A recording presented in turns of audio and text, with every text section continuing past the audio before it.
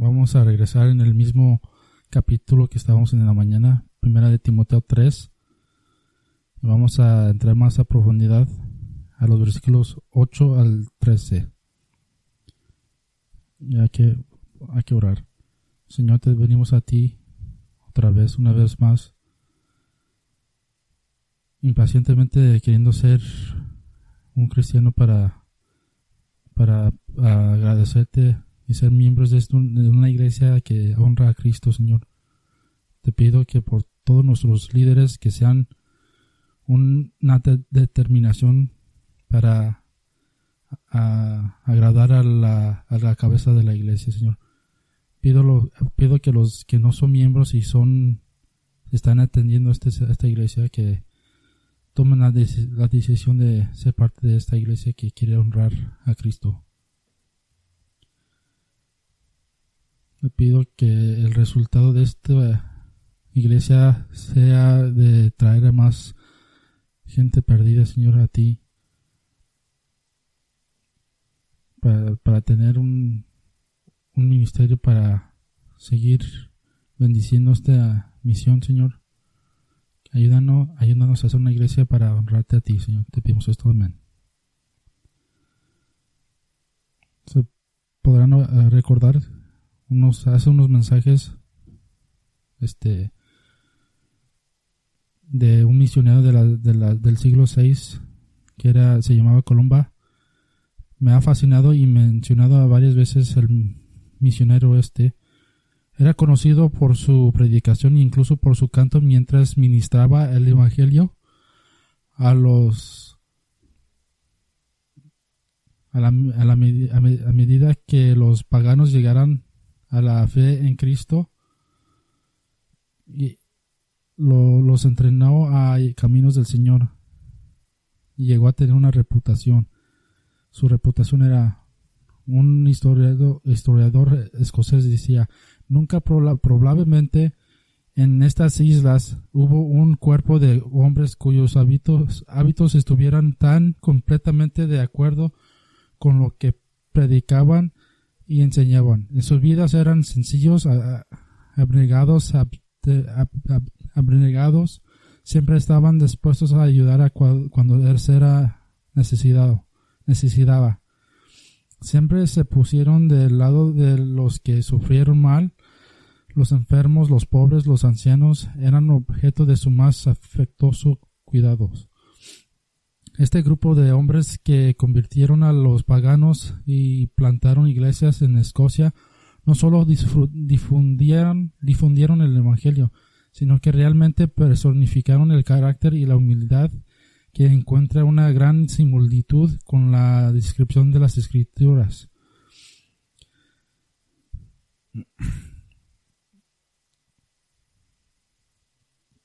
Esta mañana examinamos el liderazgo de ancianos en la iglesia y recordarán que se habla mucho más de las cualidades de los ancianos que de los detalles de su funcionamiento.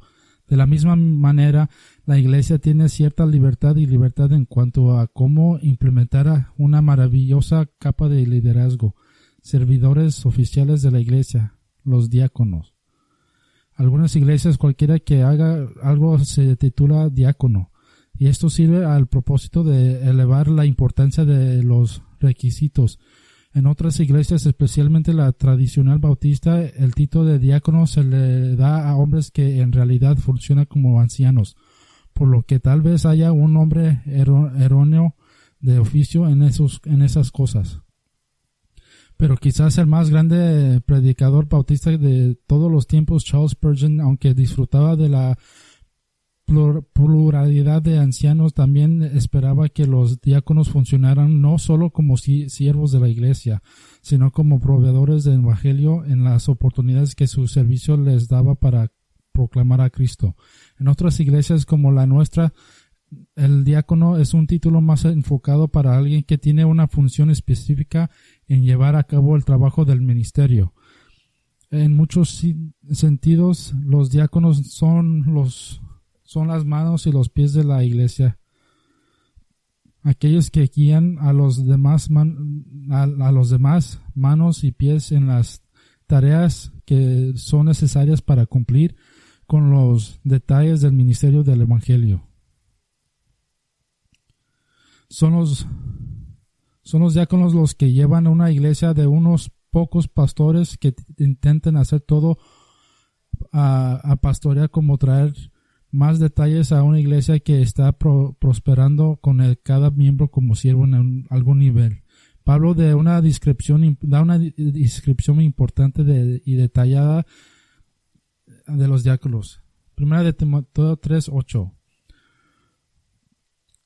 Los diáconos asimismo son honestos, no de dos lenguas, no dados a mucho vino, no amadores de ganancias deshonestas, que tengan el ministerio de la fe con limpia conciencia, y estos también sean antes probados y así ministren, así fueran irresponsables. Las mujeres asimismo honestas, no detractoras, templadas, fieles en todo.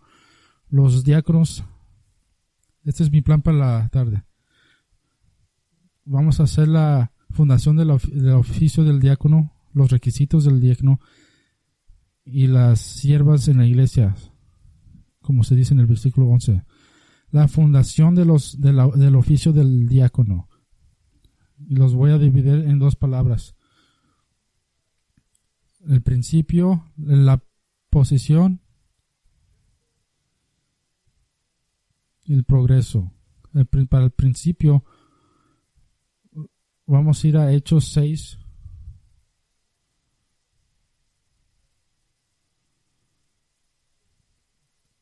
Vamos a ver la fundación de los diáconos. Lo que vamos a ver aquí no es necesariamente una correlación directa con la práctica general de los diáconos en la iglesia, pero las similitudes definitivas que nos permiten trazar un principio básico para el modelo de liderazgo de Cristo en la iglesia. Y son en Hechos 6:1. En aquellos días, creciendo el número de los discípulos, hubo murmuraciones de los griegos contra los hebreos, porque sus viudas eran menospreciadas en el ministerio cotidiano. Así que los 12 convocaron la multitud a los discípulos. Dijeron: no es justo que nosotros dejemos la palabra de Dios y sirvamos a las mesas. Buscad pues, hermanos, 7 varones de vosotros de buen testimonio, llenos del Espíritu Santo y de sabiduría, los cuales pongamos en esta obra. Y eligieron a Esteban, varón lleno de fe en el Espíritu Santo, a Felipe, a Prócoro, a Nicanor, a Timón, a Parmenas y a Nicolás, proselito de Antioquía. A estos presentaron delante de los apóstoles, los cuales orando les pusieron las manos encima.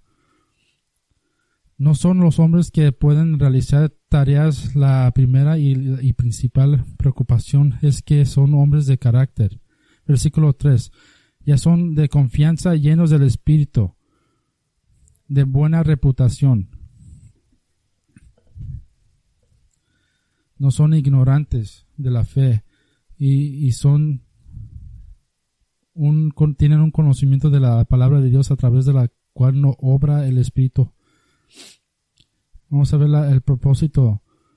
Note también el propósito de estos 7 hombres: liberar a los apóstoles para que se dediquen a la oración y al ministerio de la palabra. Ahora, este no es necesariamente un modelo exacto para los diáconos en la iglesia de hoy.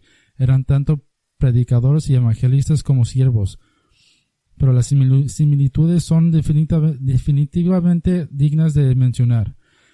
Igual, estos 7 hombres en Hechos 6 dice la palabra griega diácono se usa 3 veces.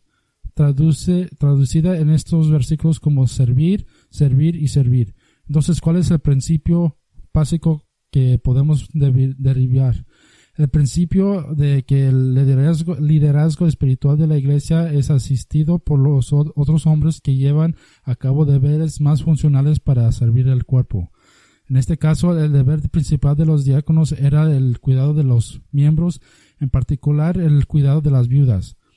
Y el propósito de su trabajo era liberar a los pastores de la iglesia para que se dedicaran a la palabra de Dios y la oración.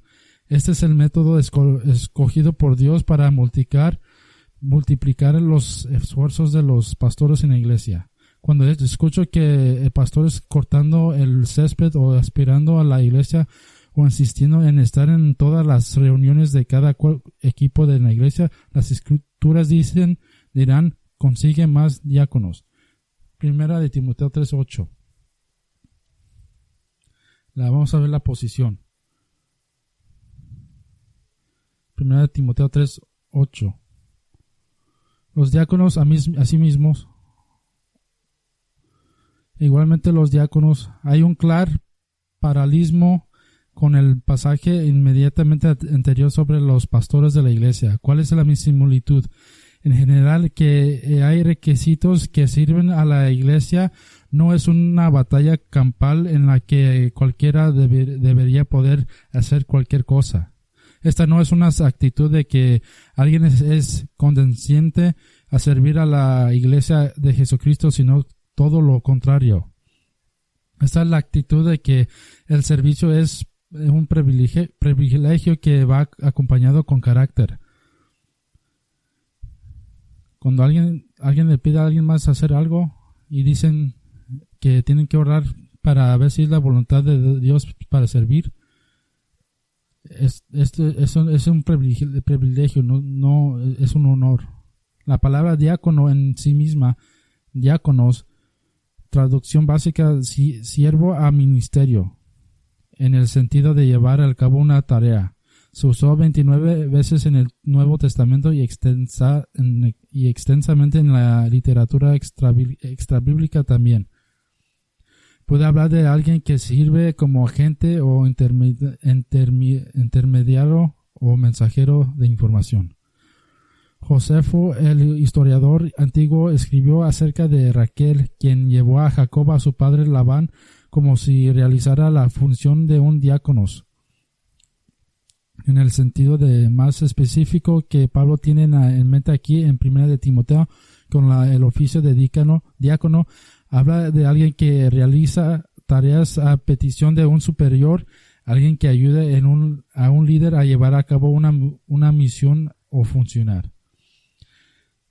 El camino a la grandeza en la iglesia es irónicamente la humildad requerida para ser un siervo. Jesús usó el término diáconos de esta manera en Marcos 10:43, cuando les dijo a sus discípulos: el que quiera ser grande entre vosotros, que sea vuestro siervo.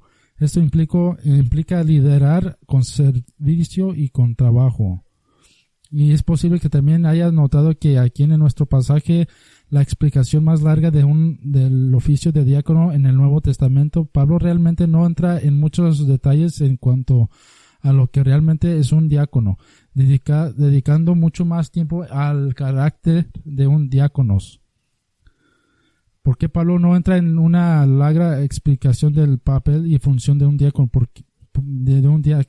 Porque era un concepto que los miembros de la iglesia que vivían en el mundo greco-romano y conocían y entendían. Un diácono era alguien comisionado por un superior y tenía cierta medida de autoridad como representante de ese superior. El padre de la iglesia primitiva, Ignacio, escribió en sus cartas a varias iglesias describiendo claramente a los diáconos como asistentes de los supervisores, de los ancianos. Vamos a ver la prueba. ¿Cómo sabemos que alguien sería apto para este cargo? Hay que ver el versículo 10. Y estos también sean antes probados y así ministren y si fueran irreprensibles. Significa que se esté de prueba calificaciones. No puede determinarse sin conocer bien a alguien. Y historial de servicio, que ya tiene un corazón para servir. ¿Cómo se prueba a sí mismo un diácono potencial? Al hacer la obra del servicio por mucho tiempo y desarrollar la madurez y el carácter delineados en este texto. El verdadero siervo no está preocupado por el título, sino que simplemente anhela amar a Cristo sirviendo a la iglesia. Y si agrega el título, entonces realmente no debería hacer mucha diferencia. Él ya es un siervo fiel. O para decirlo de esta manera, el hecho de que un siervo en la iglesia se convierta en diácono no debería ser un estiramiento o un salto, debería de ser una progresión natural. Algunos podrían hacerse la pregunta: ¿cuántos diáconos necesitamos? ¿Cuántos ministerios quieres hacer? ¿Qué tan efectiva quieres que sea nuestra iglesia para Cristo? ¿Prefieres remar en un bote con 2 remos o 20?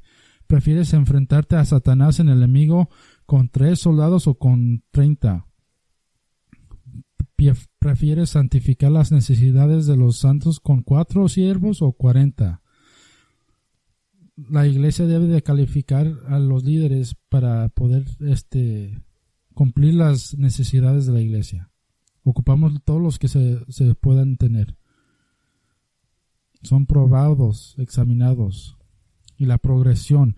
Pablo describe algunas recompensas por servir bien como diáconos y demuestran una progresión, un desarrollo en la vida de esta persona. En versículo 13, porque los que bien ministraren ganan para sí buen grado y mucha confianza en la fe en Cristo Jesús. Estas recompensas son solo para aquellos que sirven bien. No hay recompensa solo por tiempo en el servicio. Cualquiera puede ocupar una silla o ocupar una posición, pero ¿qué se hizo con ese tiempo? ¿Estaba todo adentro o en diácono invisible? Era el diácono invisible que realmente no tuvo ningún impacto. Pablo da como resultado natural del servicio fiel 2 recompensas. Primero, una buena reputación. Habla de su reputación en la iglesia, una reputación de ser alguien que está totalmente comprometido por el evangelio y para la gloria de Cristo. La forma de este verbo indica que un proceso lineal y continuo. Hay un énfasis no solo en en el servicio prestado en el pasado, sino también en la fidelidad en el presente. Gana la posición y la reputación de alguien con quien se puede contar. Uno que está listo, uno que es un pilar en la iglesia porque está disponible. Él está presente.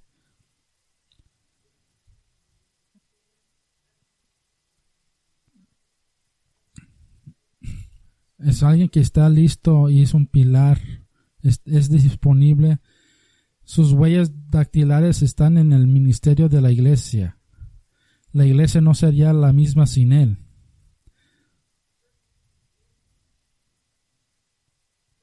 Segunda recompensa, una buena posición, una fuerza creciente.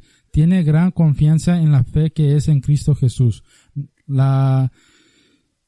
Los traductores de la Biblia Legacy Standard eligieron agregar el artículo definido él,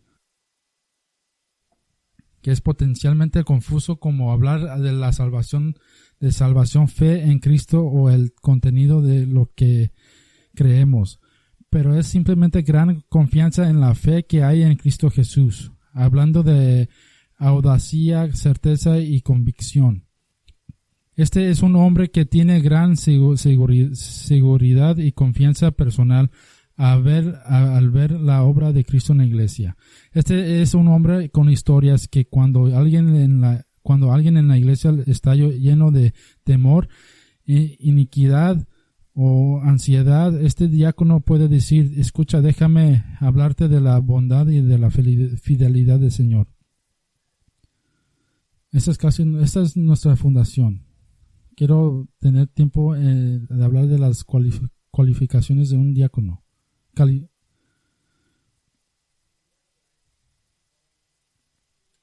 Deben de ser dignos.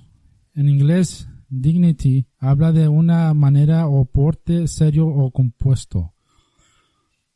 pero el término griego tiene un sabor más amplio. Habla de ser digno de respeto, de ser honorable. También hay una rectitud moral abarcada en este término. Debemos notar que esta calificación es lo suficientemente importante como para que sea una calificación de un anciano y de las mujeres que sirven en la iglesia. Permítanme darles 3 asociaciones que el Nuevo Testamento confirma con respecto a ser digno. La dignidad indica la edad y la experiencia.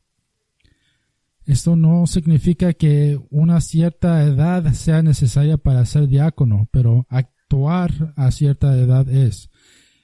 En Tito 2:2, Pablo dice a Tito que debe de enseñar a los hombres mayores a ser dignos, la misma palabra, y está rodeada de otras admoniciones que nos ayudan a entender el punto de Pablo. Mente sombría, dominio propio, sana en fe y amor y en firmeza. En otras palabras, es un agrietado que es responsable y ha dejado atrás los hábitos y prácticas juveniles. Esto no significa saber cuándo ponerse manos a la obra, ser consciente de los asuntos más importantes de la vida y la fe. Segundo es la dignidad, indica una vida de oración. Los hombres que son demasiado tontos e inmaduros todo el tiempo están revelando el hecho de que realmente no han luchado con Dios en oración. De acuerdo con 1 de Timoteo 2, 1 al 2, los hombres en oración producen paz, tranquilidad, piedad y dignidad. Porque han estado en oración. El diácono digno tiene cicatrices de rodillas por arrodillarse ante Dios porque está vitalmente consciente de que la iglesia y el evangelio tratan con la vida y la muerte y el cielo y el infierno. Tercero, la dignidad indica un pensamiento profundo. Pablo nos dice en Filipenses 4:8, por lo demás, hermanos, todo lo que es verdadero, todo lo que es digno, todo lo que es justo, todo lo que es puro, todo lo que amable, todo lo digno de alabanza, si hay alguna excelencia y si hay algún digno de alabanza, considerar estas cosas. Esas son cosas divinas, estas son cosas celestiales. Cuando Pablo dice que pensemos en estas cosas que son dignas, la misma palabra griega en 1 de Timoteo 3:8. Este tipo de pensamiento indica a un hombre que no se deja engañar únicamente por las preocupaciones cotidianas de la vida, sino que piensa en cosas superiores. Su perspectiva está fuertemente influenciada por su conocimiento de la soberanía de Dios, del plan de Dios, del futuro escatológico dado por Dios. Y es un líder no por oficio, pero por ejemplo. Aquellos que lo conocen saben que piensa y habla acerca de las cosas celestiales.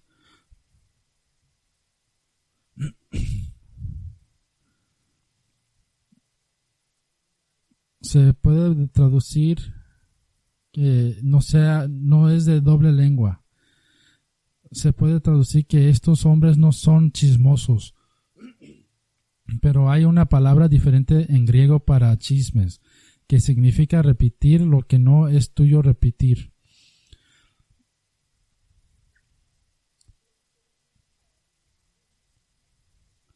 Pero esta es una palabra única en el Nuevo Testamento usada solo aquí. Palabra compuesta, algo dicho 2 veces, decir lo mismo 2 veces.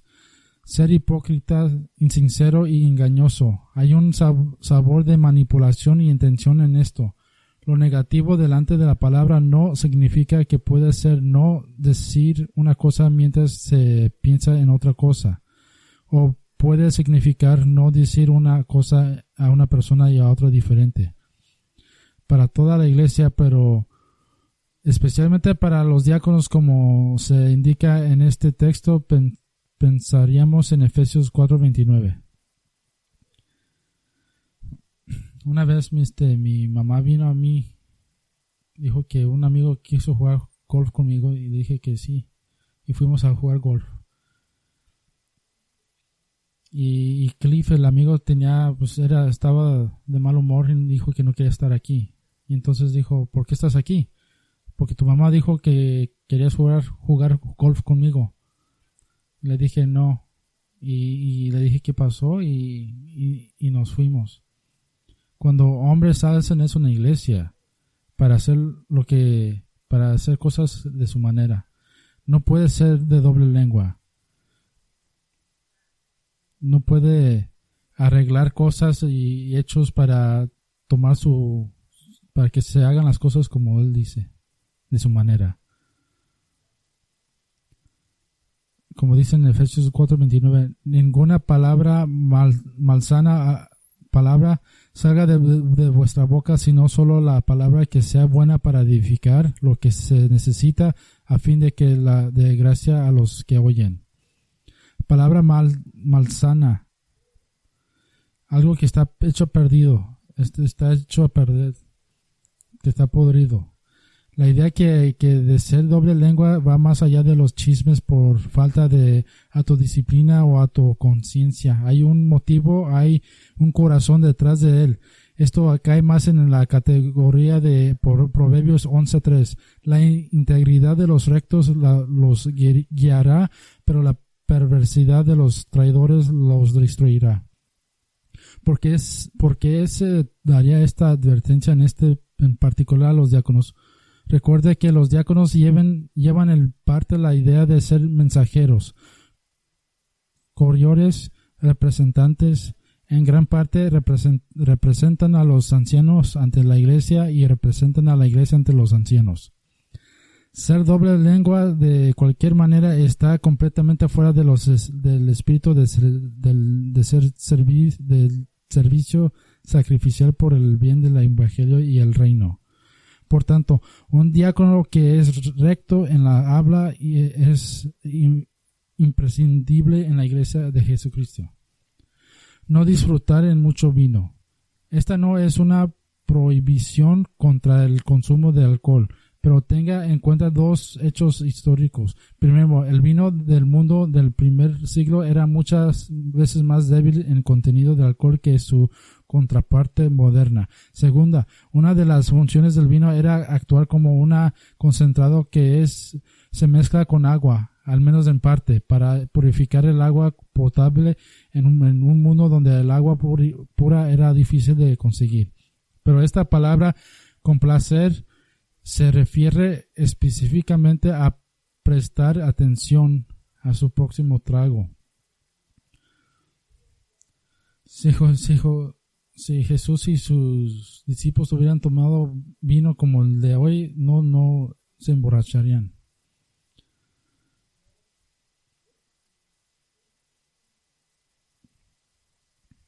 Pensar continuamente en el próximo trago en términos de un antojo y necesidad. Y por supuesto, el problema con eso es que esto deja su juicio deteriorado y daña críticamente su reputación. Esto no es consistente con el tipo del hombre que ya hemos descrito que es digno. Un hombre de pensamiento profundo. En cambio, debe ser controlado por el Espíritu Santo y no ser otra cosa. No significa que sea un hombre sin tentaciones, sino un hombre que no sucumbe voluntariamente a ellas, pensando siempre en la próxima vez. No es un hombre que cree que su propio placer en la vida es una necesidad. No está constantemente persiguiendo complacerse a sí mismo. No le gustan las ganancias deshonestas. Esta frase aficionado a las ganancias deshonesta es una palabra larga en griego. Habla de una codicia, de un deseo babiente de hacer más dinero. Esto no se refiere a la capacidad de ganar dinero, sino a la actitud del corazón del amor al dinero. Y esto puede ser un problema mayor por tres razones para un diácono de la iglesia. Primero, esto es destructivo en la iglesia. Esta codicia puede actuar de la misma manera que la adicción al alcohol o a las drogas. Algo por lo que vives, algo en lo que piensas constantemente, algo que te consume. Yo he visto el amor del dinero en esta forma. Yo he visto que gente dice que yo quiero ganar más dinero en mi vida antes de empezar a servir. Porque siempre hay esa cosa que quieres ver, que ves y quieres comprar y quieres hacer. Ese es el amor del dinero. No te deja servir. Primera de Timoteo 6:9. La codicia de riquezas causa tentación, lazo, deseos necios y dañinos, ruina, destrucción y maldad. Incluso puede hacer que alguien se desvíe de la fidelidad a Cristo, o tal vez incluso exponga al hecho que nunca fue salvo para empezar.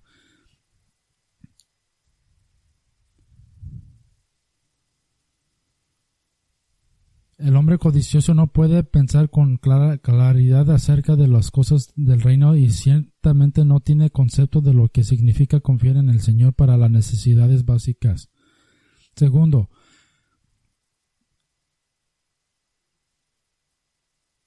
un diácono puede encontrarse manejando dinero. Recuerde, en la iglesia del primer siglo, el dinero de la iglesia era dinero real, que alguien tenía que vigilar. No eran solo líneas en un programa de contabilidad que representaban un saldo bancario. Era dinero real. Y la tentación para el que ama el dinero es demasiada abrumadora. ¿Te acuerdas de Judas? Dice que él estaba a cargo de la bolsa de dinero para los discípulos. Tercero, la razón por la que esta codicia puede ser un problema. Puede manifestarse en un deseo de ser tacaño en el nombre de la iglesia, de ver el gasto de fondos para el ministerio del evangelio como algo que hay que evitar, que debemos de ser los más baratos y baratos posibles en todo lo posible, que de alguna manera el objetivo de la iglesia es construir una gran cuenta bancaria, que está más preocupado de la iglesia tenga dinero en el banco que de recompensa en el cielo, que cree que el papel higiénico de una sola capa es el único papel higiénico divinamente ordenado. Otra calificación. Yo voy a compactar el versículo aquí. Una vida que demuestra la regeneración.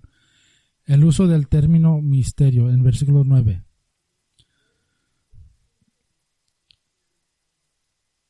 Es importante tener el misterio con la conciencia limpia.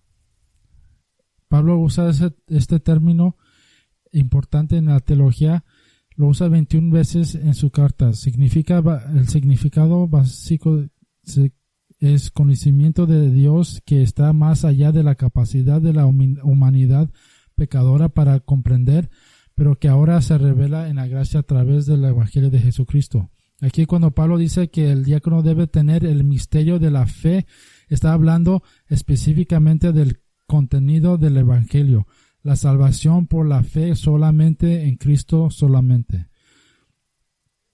Y debe ser con una conciencia limpia, que dentro de sí mismo no hay duda acerca del Evangelio. Pero esto también habla de la conexión entre la fe y la práctica, de que el diácono debe tener una comprensión firme y dedicada del Evangelio y debe estar trabajando en esto en su vida. Entonces, cuando Pablo dice que un diácono debe sostener el ministerio de la fe con una conciencia limpia, está diciendo que no solo el diácono tiene una comprensión clara y comprometida del Evangelio, sino que su vida está demostrando una naturaleza regenerada. No está viviendo una vida doble.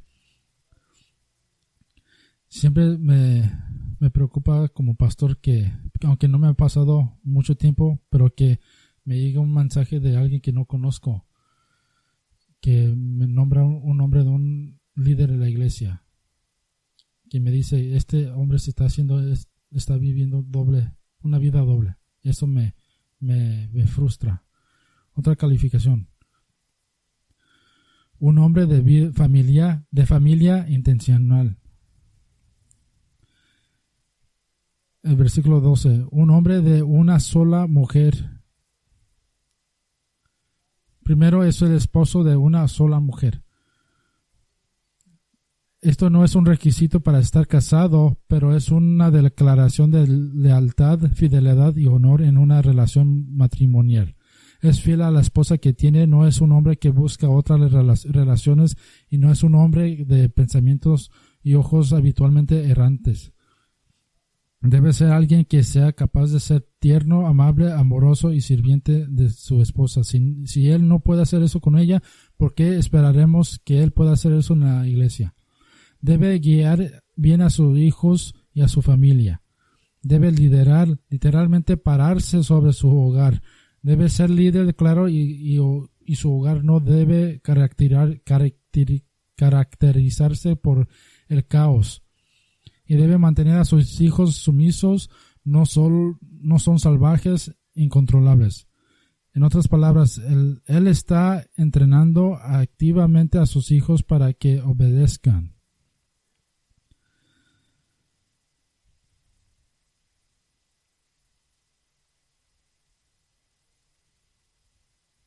Si una iglesia local tiene diáconos que cumplen con estos requisitos, esto contribuye a una iglesia saludable, prospera y honra a Dios, porque aquellos que lideran el camino en el servicio también están liderando el camino en el ejemplo que establecen. Son dignos, honorables en su habla, no están atados a los placeres pecaminosos. Ahora las mujeres que sirven en la iglesia. El Nuevo Testamento tiene un rico y vibrante testimonio de mujeres que se dedicaron al servicio de Jesucristo. Pensamos en Juana y Susana.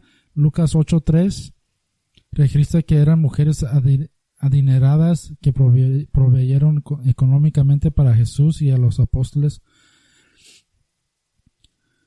Phoebe fue una generosa sostenedora financiera del apóstol Pablo. Están las mujeres anónimas que dieron el ejemplo y enseñaron a las mujeres más jóvenes. La fidelidad diaria de las mujeres piadosas que elevaron la santificación de la iglesia y la capacidad y guiar a las mujeres de la iglesia. Pensamos en las mujeres que habla Pablo en Romanos, que trabajaron arduamente en el Señor para el ministerio del Evangelio. María Trifena, María Magdalena, la mujer samaritana que Jesús encontró en el pozo, fue la primera en llevar el Evangelio de Cristo a su propia familia y a su propio pueblo cercanos, viendo a muchas personas llegar a la fe en Cristo. Están las mujeres que hacen discípulos y que difunden y explican la palabra de Dios en sus esferas de influencia. Ana, la profetisa, estaba evangelizando a todas las personas que vendrían al templo. Timoteo recibió entrenamiento bíblico a los pies de su madre y su abuela, y lo que preparó para ser un predicador probablemente a los 20 años. Priscila ayudó en privado a Apolos, en gran predicador, a conocer el camino de Dios. Algunas mujeres sufrieron por la causa del Evangelio. Priscila y su esposo Aquila dice que arriesgaron su cuello por el Evangelio. Se arriesgaron a ser decapitados por promover las buenas nuevas de Jesucristo y su muerte y resurrección. En Romanos 16:7 Pablo menciona a una mujer llamada Junia, que era muy conocida entre los apóstoles porque fue encarcelada junto con Pablo por el Evangelio. Evodia y Sintique en Filipos fueron llamados por Pablo con el honroso término de colaboradores. Lidia y Tiatira, pero salvada en Filipos, convenció a Pablo y a sus compañeros para que se queden con ella en su gran casa. Y también pensamos en la iglesia primitiva de las innumerables mujeres jóvenes que fueron en contra de la cultura feminista, de la cultura griega y obedecer a la advertencia de Pablo de que las mujeres jóvenes deben estar ocupadas en la casa, amando a sus esposos y a sus hijos. La iglesia de Jesucristo no es enriquecida por las mujeres de la iglesia. Las mujeres son los ligamentos, las articulaciones y la médula del cuerpo de Cristo. Las mujeres que anhelan que la buena nueva del perdón ofrecido en Cristo se difunda en la comunidad y el mundo. Nos trae el versículo 11. ¿Quiénes son estas mujeres y cuál es el alcance de su autoridad?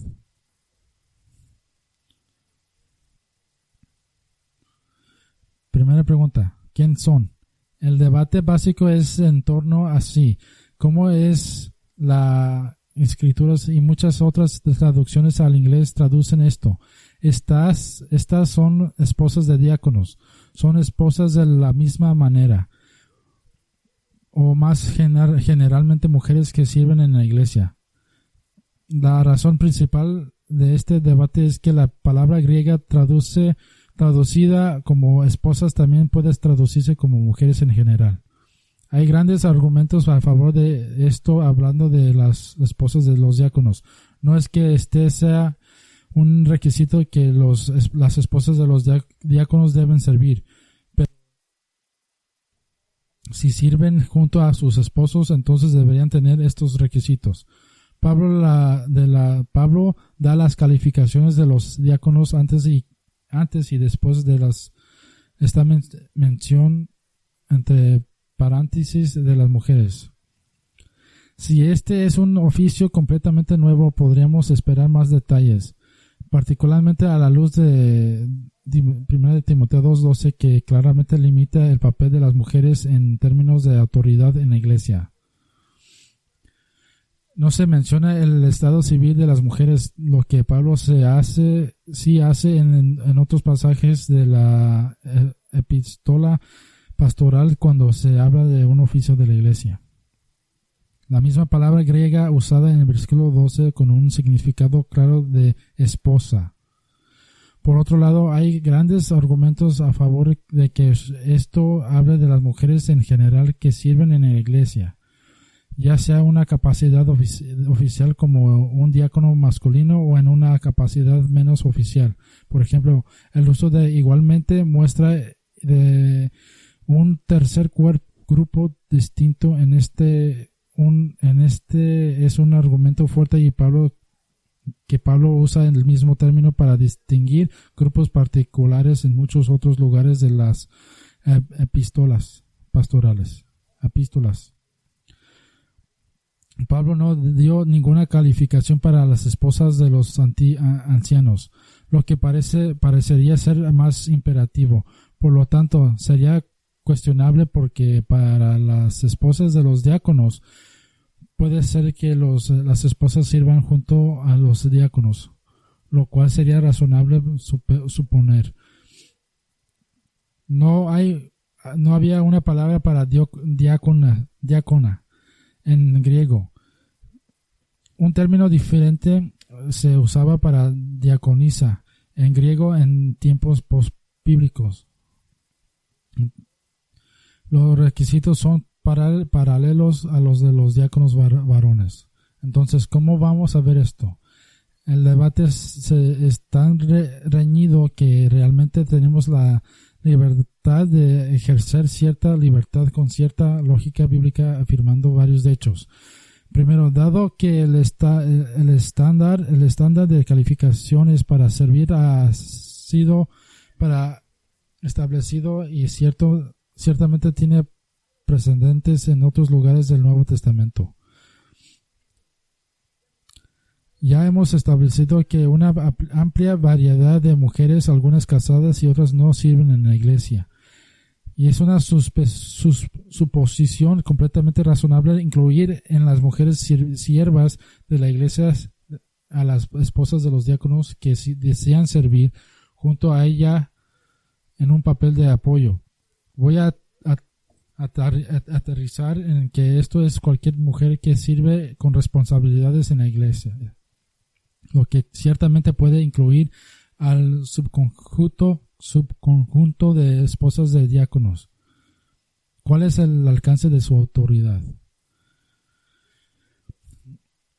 Hemos sido claros en que los diáconos no tienen la autoridad de los espectadores en lo que respecta a la enseñanza y la supervisión autoritaria. Pablo no puede estar contradiciéndose a sí mismo.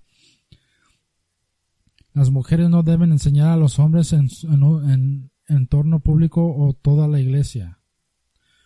No es un lugar de las mujeres instruir a los hombres cristianos en la iglesia. Esto no tiene absolutamente nada que ver con si una mujer es capaz de hacerlo o no.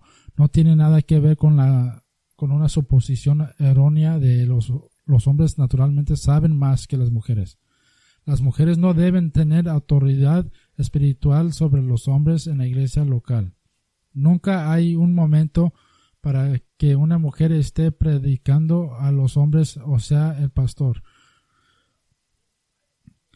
Tampoco significa que una mujer no pueda enfrentar a un hombre de pecado, como Priscila. No se refiere a las tareas mundanas funcionales que forman parte del funcionamiento diario. El hecho de que una mujer le pida a un hombre que mueva algo del punto A al punto B no significa que esté ejercitando autoridad espiritual. La ambigüedad de este texto nos da cierto margen de maniobra para aplicar esto a un contexto. Para ser muy claros, ni los diáconos ni las siervas, ya sea que elijamos llamarlos diáconos y diáconas, no ejercen la autoridad espiritual general en la iglesia. De lo contrario, la iglesia se convierte en una batalla campal de preferencias personales y del tener más pastores que ovejas. Mencioné anteriormente que no había una palabra para diaconisa. En griego bíblico, un término diferente se usaba para diaconisa en griego en tiempos post-bíblicos. Lo más cercano que tenemos es la forma de diácono que se aplica solo una vez en una mujer, Phoebe, en Romanos 16. Sin embargo, la iglesia primitiva reconoció el oficio de diaconisa como un siervo más oficial en la iglesia. No nos importa el título, sino el carácter. ¿Quiénes son las mujeres del versículo 11? Las mujeres que sirven pueden incluir a las esposas de los diáconos como un subconjunto. ¿Y cuál es el alcance de la autoridad espiritual sobre la iglesia en su conjunto? Ninguno. Que descansa en manos de los ancianos que son categórica y exclusivamente hombres. Más importante, mucho más en nuestro enfoque esta mañana para las mujeres que sirven particularmente con esferas elevadas de responsabilidad que requiere Dios en términos de calificaciones. Primero, ser digno. Acabamos de ver esto para las calificaciones de diáconos. Tito 2:3 dice que las mujeres deben ser reverentes en su comportamiento. Reverente es lo que suena, significa santo, devoto, piadoso. Significa actuar como si hubiera sido apartada como santa por su Señor y Salvador Jesucristo. Punto. Hay un sentido de dejar a un lado las cosas de niña, de dejar a un lado de las luchas pecaminosas de un tiempo anterior, del chisme. No hay tiempo para luchar con los chismes o con una lengua afilada que tal vez era más un problema que en sus años de juventud. A ella le preocupa la santidad, la representación precisa de su Salvador. Ella no tiene que ser diciéndole, no tiene que ser diciéndole a una otra vez que debe de estar yendo a su Biblia, leyendo su Biblia. Tiene que tener el concepto de tener clase. Hay una elegancia en tu fe porque no entras en pánico y no respondes a las pruebas con abandono pecaminoso. Hay un refinamiento en tu forma de hablar y comportarte porque las cosas del cielo y del Cristo y de la iglesia y de la cruz y de la salvación han saturado tu corazón.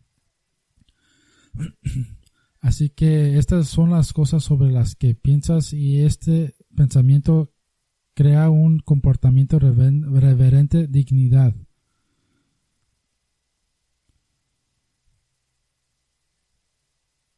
Otra calificación para las mujeres: no son chismes maliciosos. La palabra griega, que no sean diábolas, no un diablo. Ella no es diabólica como diríamos en inglés. Chisme en el Nuevo Testamento simplemente significa llevar cuentos, susurrar, contar algo en secreto que no es de tu parte decir. Puede estar hecho principalmente de verdad, lo que significa que el viejo mito cristiano que dice si es verdad no es chisme es absolutamente falso y una racionalización repugnante. La calumnia es difundir más claramente lo que es falso. ¿Por qué esto sería tan importante para las mujeres que sirven? Cualquiera que sirva se mete en la sangre vital de la iglesia, y alguien que introduce calumnias y chismes en el torrente sangriento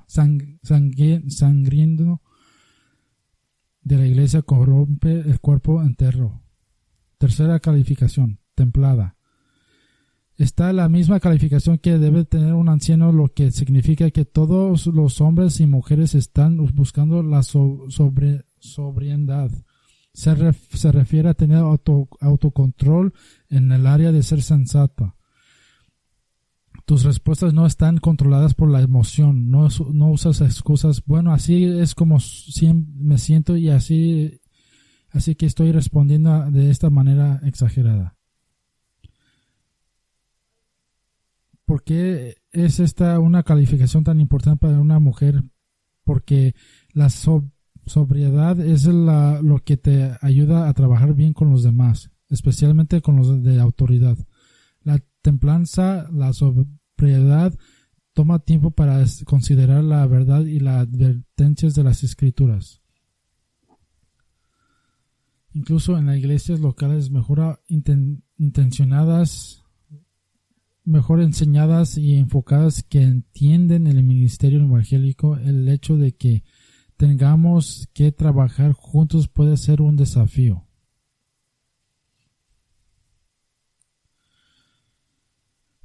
Porque esta sobriedad está conectada con el servicio del evangelio. Porque Satanás no le gustaría nada más que interrumpir la obra del reino con lo opuesto a la sobriedad, con la falta de autocontrol, con la incapacidad de ser amable y tranquilo, como lo indica en 1 de Pedro 3. Porque en el momento que los siervos en la iglesia comienzan a pensar en sí mismos en lugar de la obra del evangelio, la obra se detiene, o al menos se ve obstaculizada momentáneamente. Cuando las almas penden de un hilo, lo menos que podemos hacer por nuestro Señor es ser sobrios.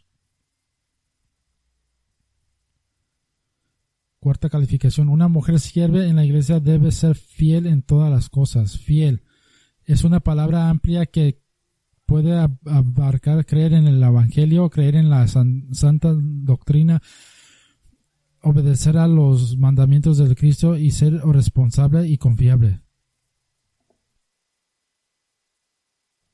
Ella debe ser fiel en todas las cosas, lo que significa que podemos incluir todos esos matices en este caso. específicamente para ser responsable y confiable.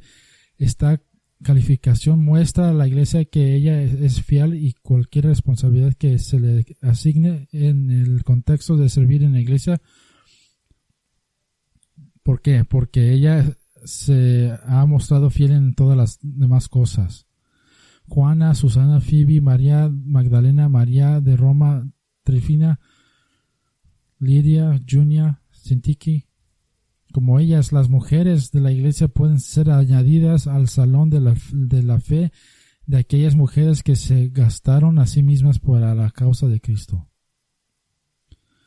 Uno de mis héroes de la fe, mucha gente no le gusta que recite Spurgeon. Él valuaba sus diáconos, los que servían en la iglesia, las mujeres y los hombres. Lo miraba como un regalo de Cristo a la iglesia. Y él escribió: cualquiera cosa que pueda haber aquí y allá de error, debilidad, incluso maldad, estamos seguros de una amplia y cercana observación, que la mayor parte de nuestros diáconos son un honor para nuestra fe, y podemos llamarlos, como el apóstol a sus hermanos, la gloria de Cristo.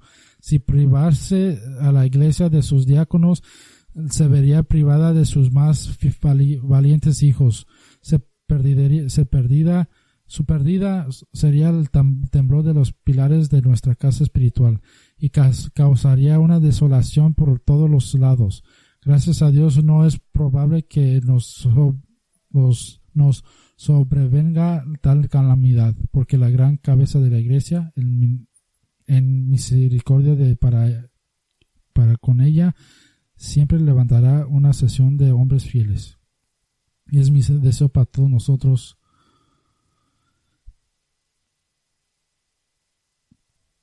Me gustaría tomar unos momentos en oración y orar por nuestros diáconos, y para que el Señor traiga más, y para nuestros ancianos, y que el Dios produzca más